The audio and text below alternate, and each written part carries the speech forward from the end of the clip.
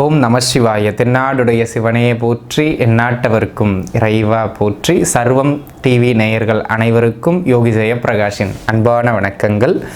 அன்பு நேயர்களே, இந்த பதிவில் நம்ம என்ன பார்க்க இருக்கோம் அப்படின்னு கேட்டிங்கன்னா, நிறைய பேர் கேள்வி மேலே கேள்வியாக கேட்டுக்கிட்டே இருக்கீங்க. என்னங்க சனி பெயர்ச்சி முடிஞ்சு 1 வருஷம் ஆச்சுன்னு சொன்னீங்க, ஆனால் வாக்கியத்தில் இப்போ தான் சனி பெயர்ச்சி வருது, திருநள்ளாறில் இப்போ தான் கொண்டாடுவாங்களாமே சனி பெயர்ச்சி அப்படிங்கிற மாதிரி நிறைய பேர் ஒரு டாக்ஸ் போய்கிட்டு இருக்கு இல்லைங்களா. கிட்டத்தட்ட திருக்கணிதத்துக்கும் வாக்கியத்துக்கும் சில நேரங்களில் மாத கணக்குலையும் வருட கணக்குலையும் அந்த பயிற்சிகளில், குறிப்பாக சனி ராகு கேதுக்களின் பயிற்சிகளில் வித்தியாசம் வர்றது ஒரு உண்மைதான். நீங்கள் எந்த பஞ்சாங்கத்தை பின்பற்றீங்களோ அதை பின்பற்றி நீங்கள் எடுத்துக்கிடுங்க. நம்ம திருக்கணிதத்தை பின்பற்றுறதுனால நம்ம திருக்கணிதத்தை பின்பற்றி தான் பலன் சொல்கிறோம். சனி கிட்டத்தட்ட மீனத்திற்குள்ளாக பிரவேசம் செய்து 13 மாதங்கள் ஆகுதுங்க. 2025 ஆரம்பத்திலேயே அவர் வந்துட்டு, அப்படி 2027 ஜூன் மாதம் அவர் மேஷத்துக்கும் பயிற்சியாகவும் இருக்கிறார். இன்னும் கிட்டத்தட்ட ஒரு 1.5 ஆண்டு காலம் மீனத்தில் அவர் நிலைகொள்ள இருக்கிறார். சரிங்களா. இந்த ஆண்டு இப்படி வச்சுக்கிடுங்களேன், இந்த 2026 இந்த சனி மீனத்தில் இருக்கின்ற பொழுது 12 ராசி நேயர்களுக்கு எப்படியெல்லாம் பலன்கள் இருக்கும், குறிப்பாக நீங்கள் அதில் எந்த ராசியில் பிறந்திருக்கீங்களோ உங்கள் ராசிக்கு இந்த சனியின் கோச்சாரத்தால் பலன்கள் எப்படி இருக்கும் அப்படிங்கிறத பொது பலனாகவும் மற்றும் உங்கள் ஜாதகத்தோடு ஒப்பிட்டும் நம்ம பார்க்க இருக்கோம். நிச்சயமாக இது உங்களுக்கு ஒரு வழிகாட்டுதலாக அமையும். சரிங்களா. நம்ம தொடர்ந்து விரிவாக உங்கள் ராசிக்கான இந்த ஆண்டு சனியின் அமர்வு பலன்கள் எப்படி இருக்குது பார்த்துடலாம் வாங்க. ரிஷப ராசி அன்பர்களே, அழகானவர்கள், நளினமானவர்கள், மென்மையானவர்கள், கலை ரசனை மிக்கவர்கள், இந்த மாதிரியான அற்புதமான ரிஷபராசி அன்பர்களாகிய உங்களுக்கு 11ஆம் இடத்திலே சனி சஞ்சாரம் செய்து கொண்டிருக்கிறார். அதுவும் குறிப்பாக இந்த ஆண்டும் அடுத்த 1.5 ஆண்டுனே வச்சுக்கோங்க, சனி மற்றும் புதனுடைய சாரங்களில் அவர் நிலை பெறுவார். இது மிகப்பெரிய யோக அமைப்பு. 11 இருக்கிறதே சிறப்பு, அதில் தனாதிபதி சாரம், பாக்யாதிபதி சாரம் பெறுவதுங்கிறது அதிசிறப்பு. இது 30 வருடங்களுக்கு ஒரு முறை மட்டுமே 2.5 ஆண்டு காலகட்டம் கிடைக்கக்கூடிய ஒரு அற்புதமான காலகட்டம். அதில் இன்னும் 1.5 வருடம் பாக்கி இருக்கு. உங்களுடைய வளர்ச்சிகள் அபரிமிதமாக இருக்கக்கூடிய ஒரு நல்ல காலகட்டம். தொழில் முன்னேற்றங்கள் சிறக்கும். கடன் தொந்தரவுகள் கட்டுக்குள்ளாக இருக்கும். பொருளாதார நெருக்கடிகள் குறையும்.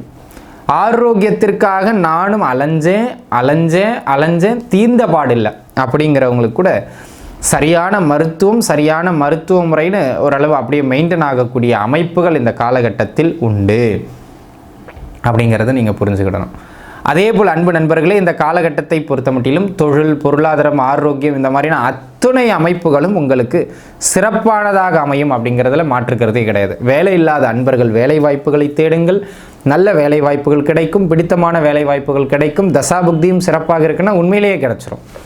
அதே போல் கல்யாண முயற்சிகளில் மேற்கொண்டுட்டு இருக்கவங்களுக்கு இந்த ஆண்டு திருமண அமைப்புகள் கைகூடி வருகின்ற அற்புதமான காலகட்டமாக அமைகிறது.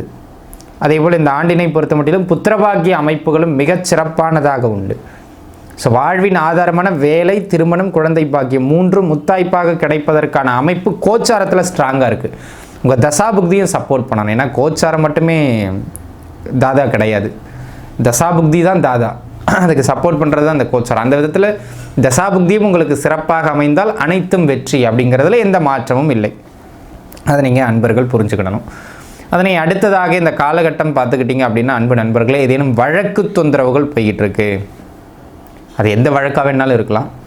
இந்த காலகட்டம் கோச்சாரம் உங்களுக்கு ஸ்ட்ராங்கஸ்டாக இருக்குது. தீர்ப்பு வருதுன்னா உங்கள் பக்கம் தீர்ப்பாகிறதுக்கான வாய்ப்பு அதிகம். தசாபுக்தி நல்லா போயிடுச்சுன்னா வெற்றி உறுதி, அதில் எந்த மாற்று கருத்துமே கிடையாது. சரிங்களா. அதே போல் அன்பு நண்பர்களே, பண வருவாயை பொறுத்த மட்டிலும் இந்த ஆண்டு சனியின் சஞ்சாரத்தினால் அற்புதமான பண வரவுகள் இருக்குது. நீங்கள் வேலை பாருங்கள், தொழில் பண்ணுங்கள், சிறு குறு சில்லறை வியாபாரம் பண்ணுங்கள், என்ன வேணாலும் பண்ணிக்கிட்டு போங்க. உங்கள் நிலைக்கும் உங்கள் சூழலுக்கும் ஏற்ப வருமானம் சற்றே அதிகரிக்கக்கூடிய காலம், அற்புதமான முறையில் அதிகரிக்கும். தொழில் வளர்ச்சிகள் சிறக்கின்ற காலம். ஆக அன்பு நண்பர்களே, இதை பற்றியெல்லாம் நீங்கள் கவலையே பட வேண்டாம். பொருளாதார அமைப்புகள் நல்ல மேன்மைக்குள்ளாக செல்லும். தொழில் விருத்தி அடையும். அடுத்த கட்டத்தை நோக்கி தொழிலை நகர்த்துவீர்கள். அது மட்டும் இல்லாமல் தொழில் வளர்ச்சி சிறப்பாகவும் போட்டிகளை வென்றும் கடந்தும் நிற்கும். புதிதாக தொழில் ஆரம்பிக்கிறோன்னு நினைக்கிறவங்களுக்கு இந்த காலகட்டம் மிக மேன்மையான காலகட்டம். பொது வாழ்க்கையில் இருப்பவர்களுக்கு நல்ல பதவிகளும் நல்ல அந்தஸ்துகளும் கிடைக்கக்கூடியது மாதிரியான ஒரு அற்புதமான காலகட்டம். வீடு கட்டணும்னு நினச்சிக்கிட்டு இருக்கவங்க, நீண்ட நாளாக அதுக்கான முயற்சிகளை எடுத்துக்கிட்டு இருக்கவங்களுக்கு இந்த காலகட்டம் வீடு கட்டுறதுக்கான அமைப்புகள் ஏற்படும். தாராளமாக நீங்கள் முயற்சியுங்கள், அதற்கான விஷயங்கள் எல்லாம் சிறப்பாக இருக்கும். அதேபோல் இந்த காலகட்டம் உங்களுடைய பிள்ளைகளுக்கும் அடுத்த கட்ட வளர்ச்சியை கொடுக்கக்கூடிய காலகட்டம் என்பதனால் பிள்ளைகளினுடைய வளர்ச்சியை கண்டு மன மகிழ்வு பெறுவீர்கள். அந்த விதத்தில் இது ஒரு சிறப்பான காலகட்டம். உத்தியோகத்தில் ப்ரமோஷனுக்காக வெயிட் பண்ணிக்கிட்டு இருந்தவங்களுக்கு ப்ரமோஷன்ஸ் கிடைக்கும். ஒரு சிலருக்கு சம்பள உயர்வுகளும் கிடைக்கின்ற அற்புதமான காலம். ரிஷபத்திற்கு கோல்டன் பீரியட். ஆனால் அது உண்மையிலேயே கோல்டன் பீரியடாக தசாபுக்தி நல்லா போகணும். ரெண்டாவது, உங்கள் ஜாதகத்தில் நீங்கள் ரிஷபராசிக்காரங்க கையில் எடுத்து வச்சுங்க. உங்கள் ஜாதகத்தில் நீங்கள் என்ன லக்னத்தில் வேணால் பிறந்துருங்க, மீனம் அப்படிங்கிற வீட்டுக்குள்ளே, அதாவது இப்போ சனி இருக்கார் இல்லையா கோச்சாரத்தில், அந்த வீட்டுக்குள்ளே குருவோ சுக்கிரனோ அல்லது புதனோ இருக்கிறாங்க அப்படின்னு சொன்னால் இந்த காலகட்டம் வாழ்வின் ஆதாரங்கள் உங்களுக்கு கிடைக்கும். நல்ல தசையும் போச்சுன்னா உங்களை அடிச்சுக்க ஆள் கிடையாது. சரிங்களா? நல்ல தசைங்கிறது எதை சொல்கிறீங்க? 6, 8, 12 இந்த தசைகளை தவிர வேறு எந்த தசை போனாலும் நல்ல தசை தான். அப்படி போயிடுச்சு அப்படின்னா வாழ்வின் ஆதாரங்கள் கிடைக்கும். கோச்சாரம் சூப்பர், தசாபுக்தி சூப்பர், கிரக காம்பினேஷனும் சூப்பர், எல்லாமே சூப்பர் அப்படிங்கிற மாதிரி போயிடும். ஒருவேளை அந்த மீன வீட்டுக்குள்ளே உங்களுக்கு செவ்வாயோ ராகுவோ கேதுவோ சூரியனோ இருக்கிறார்கள் என்றால் அப்பவும் இப்போ நான் சொன்ன பலன்கள் எல்லாம் பொருந்தும். எப்படி பொருந்துன்னா, ரொம்ப அலைச்சல்களுக்கு பிறகு இதெல்லாம் கிடைக்கும், அளவு குறைவாக கிடைக்கும், ஆனாலும் நன்மை உண்டு, அதில் மாற்று கருத்து கிடையாது. சரிங்களா? அப்போ இந்த காலகட்டம் ரிஷபத்தை பொறுத்த மட்டிலும் சகல அமைப்புகளிலும் ஏற்றங்களை தரக்கூடிய அமைப்புகளில் உண்டு. அப்போ நம்ம என்ன பண்ணணுங்க? இந்த காலகட்டம்லாம் நமக்கு நல்ல வளர்ச்சியை கொடுக்கக்கூடிய காலகட்டம் என்பதனால் கடுமையான உழைப்பை அதிகப்படுத்தணும்.